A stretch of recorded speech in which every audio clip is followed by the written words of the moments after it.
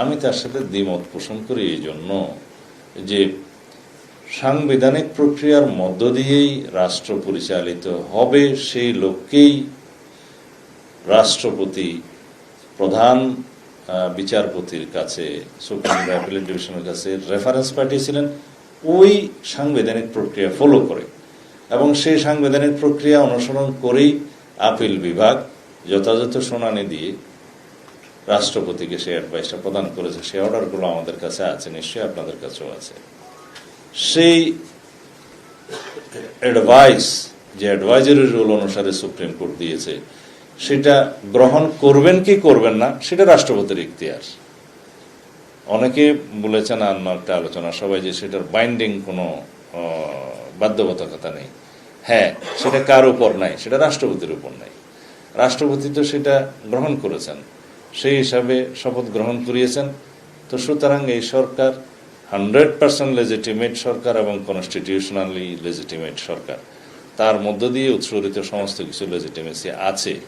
এখন যারা প্রশ্ন তুলছেন যে এটা সোনার অর লেটার চ্যালেঞ্জ হতে পারে, তা আমি সেটার জবাব দিয়েছি। সোনার অর লেটার যেটা চ্যালেঞ্জ হবে 106 এর অ্যাডভাইজারি রুল, সেটা কারা শুনবেন? সেটার জন্য ফোরামিত হচ্ছে অ্যাপিলেট ডিভিশন। তাই অ্যাপিলেট ডিভিশন যদি তাদের অ্যাডভাইজারি রুলটাকে আবার এটাকে উল্টাতে চান, সেটার জন্য আমরা অপেক্ষা করব। কিন্তু এখন আমরা এই প্রশ্ন উত্থাপন করলে আমরা রাষ্ট্রে এই সরকারকে ইললেজিটিমেসির দিকে নিয়ে যাব, যেটা রাষ্ট্রের স্টেবিলিটির জন্য কখনোই সুখকর হবে না। এবং সেই প্রশ্নও অবান্তর। যারা এই প্রশ্নগুলো বলছেন এবং বলছেন যে আর্টিকেল 57 আর্টিকেলস নাকি অ্যাব্রোগেটেড হয়ে গেছে, আপনারা খেয়াল করবেন, শুধু 57 আর্টিকেল না, আর্টিকেলস মানে 57টা আর্টিকেলস নাকি অ্যাব্রোগেটেড হয়ে গেছে। তা আমরা তালিকা চেয়েছিলাম যে তালিকাটা যদি দেন আমরা দেখব সেটা অ্যাব্রোগেটেড হয়ে যায় কিনা। এখন রাষ্ট্রের সাংবিধানিক প্রক্রিয়া, সরকারের সাংবিধানিক বৈধতা, এগুলো নিয়ে প্রশ্ন তোলার মাধ্যমে কিসের দিকে ইঙ্গিত করা হচ্ছে? যদি আমরা স্টেবল একটা রাষ্ট্র চাই, আমাদের রাষ্ট্রটা 54 বছর হয়ে গেছে,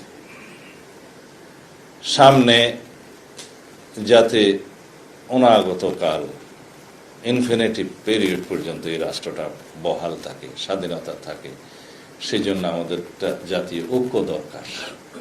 সেই জাতীয় ঐক্য, জাতীয় প্রশ্নে আমাদের ঐক্য দরকার। আমরা পলিটিক্যাল প্রশ্নে, আদর্শগত প্রশ্নে মতভিন্নতা থাকবে, সেই জাতীয় ঐক্যটা সৃষ্টি করার একটা সুযোগ এই জুলাই গণঅভ্যুত্থান আমাদেরকে দিয়েছিল এবং আমরা সেটা গ্রহণ করেছি। ফ্যাসিবাদ বিরোধী জাতীয় ঐক্য যেটা গঠিত হয়েছে, এটাই হবে আমাদের রাষ্ট্রের একমাত্র রাজনৈতিক শক্তি এই জাতির, এবং সেই শক্তিটা আমরা সমুন্নত রাখতে হবে। আমাদের মধ্যে মতভেদ থাকলেও, আদর্শিক মতভেদ থাকলেও, রাজনৈতিক কৌশলগত মতভেদ থাকলেও, নির্বাচনিক ইস্যুভিত্তিক মতভেদ থাকলেও, কিন্তু আমরা যেন ফ্যাসিবাদ বিরোধী জাতীয় ঐক্যটাকে ধরে রাখি, এখানে যেন আমরা মতানৈক্য না আনি। এখন যারা বলছেন যে ঈশান কোণে মেঘ দেখছে, বা দুই একটি রাজনৈতিক দল বিভিন্ন রকমের বক্তব্য দিয়ে তাদের রাজনৈতিক অবস্থান বা সুবিধা আদায়ের বা যে কোনো রকম হয়তো তাদের উদ্দেশ্য সাধনের চেষ্টা করছে, সেটাকে আমি বক্তব্য হিসেবে স্বাগত জানাই। ডেমোক্রেটিক রাইট হিসেবে তাদের সেইটা আছে, সেটাকেও স্বাগত জানাই। কিন্তু আমি বিশ্বাস করি এন্ড অফ দি ডে জাতীয় ঐক্যের স্বার্থে, ফ্যাসিবাদের পুনরুত্থান না হওয়ার এই প্রত্যাশার স্বার্থে তারা সবাই গণতান্ত্রিক পদ্ধতিতে ফেরত আসবেন, এটা আমাদের প্রত্যাশা। আমি এর বেশি কিছু বললে আপনারা বিরক্ত হবেন।